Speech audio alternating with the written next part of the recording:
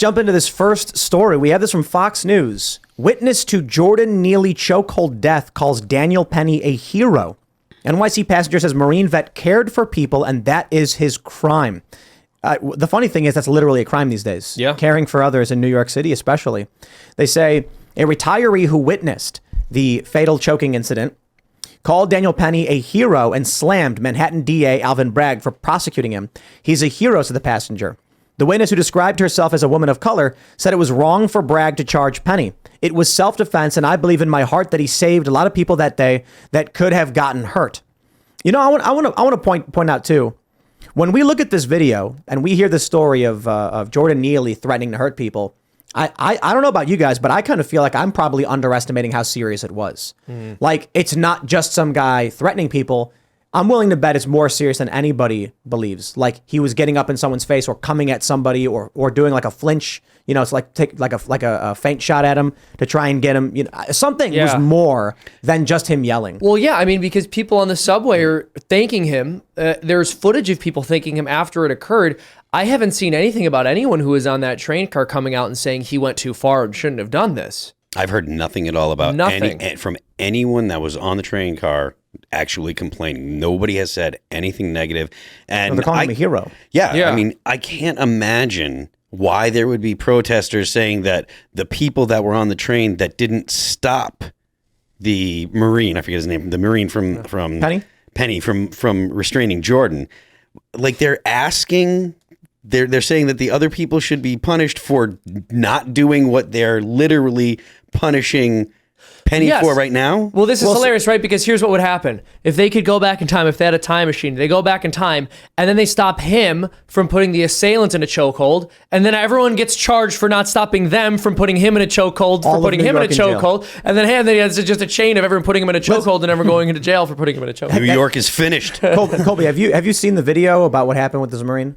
I haven't seen the video, but I've heard some of the reports about it, and you know, it's disgusting.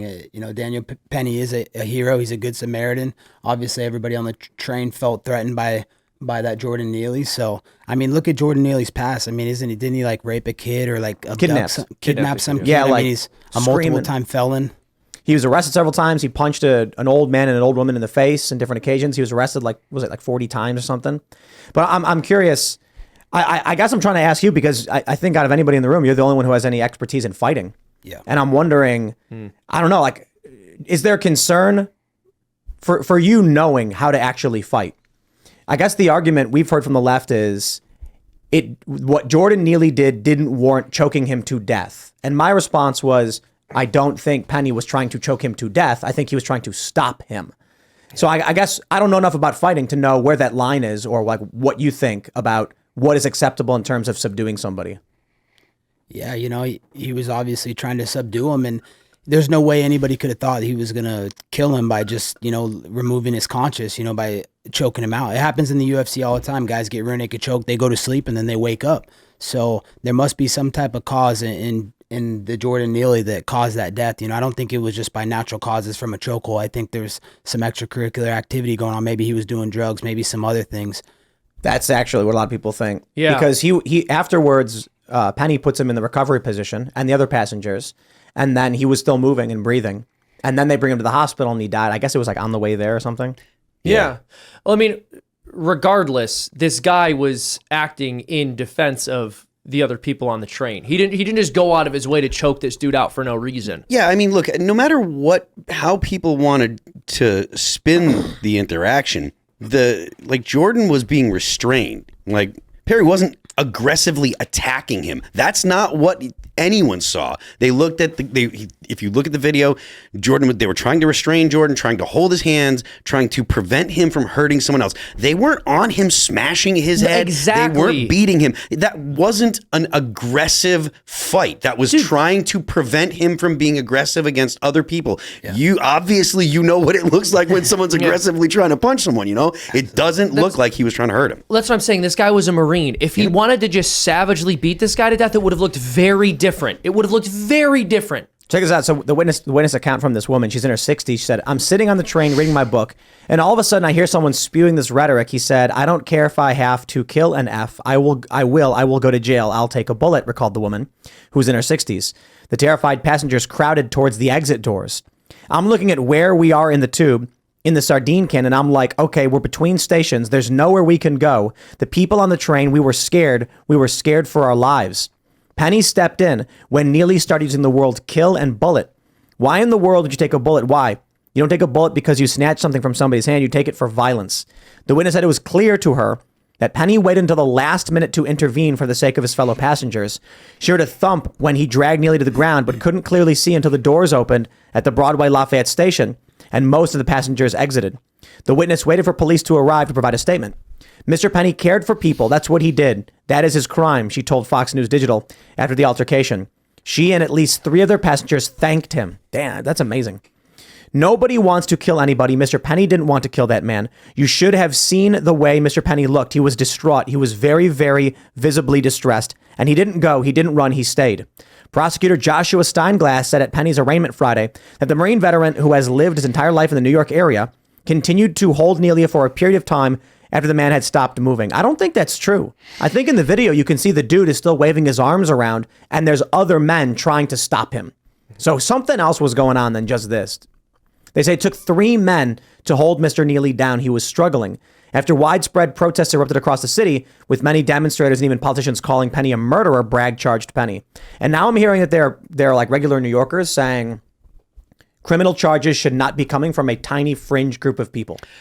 That's something, I mean, I obviously we can't verify whether or not the people that have been protesting are actually New Yorkers or not, but it wouldn't surprise me considering the history of protests, the past 5 or so years in the U.S. that these people were from out of state making a stink in the subway when your average New Yorker is probably like, please don't charge this guy because we all hate dealing with mentally unstable people in the subway because there are mentally unstable people. They do need help. The city needs to do something about it. But at the end of the day, it's the average New Yorker that pays the price. It's like they're the ones that get terrorized when they're on the subway and stuff. Mm-hmm. So I don't see how the average person in New York City is like, we need to punish this guy. There's more.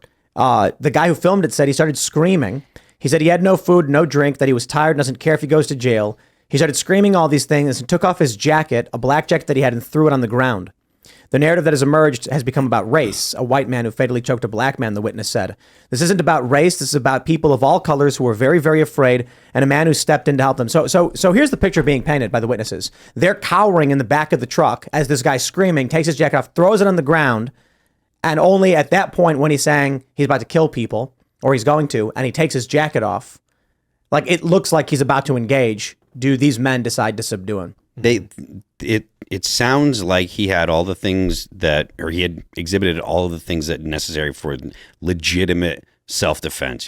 He's there, so he's got his fist, he's making threats, Listen to this. The woman, she said, I miss the city under the law and order of Giuliani. When it comes to exposing people or subjecting them to violent behavior, the people who are in power are supposed to protect us, are not. Oof. That's amazing. Oof. Wow. It's completely correct, right? These people, they actively work against civil society. It's not just the case that you don't get in trouble for breaking the law. You do get in trouble for stopping somebody from breaking the law. Yeah, 100%. And so this is what the media has made perfectly clear to the American people over the past several years. And this is something they've believed for decades, but they've gotten explicitly clear in their messaging about this. We saw this during the 2020 riots, right? 30 people died. The vast majority of people don't know any of their names, but everyone knows Kyle Rittenhouse's name. Do you know why? Because he defended himself. He didn't let the mob murder him. And that's not what he was supposed to do. He was supposed to allow himself to be killed, and he didn't, which is why he needs to be charged, because he's setting an example for people. He's showing people that you don't have to roll over and die because a left-wing mob is rioting in your neighborhood or a neighborhood that you're invested in protecting. There's another name that everybody remembers. Do you know what it is? What other person? Cheating. David Dorner. David Dorn. David Dorn, yeah. Dorn. David Do you know why they remember his name? McCloskey. He died, right? He was a police officer. And he was trying to protect a business that was being looted when they shot him over a TV. And people they remember his name. I don't know for better or for worse. If you try and defend yourself, people are going to remember who you are. The left for bad reasons and the right for good reasons. Do you remember the name of the woman who was pushed in front of the train and murdered? Nope. We read her name on the show. I can't remember either. Nope.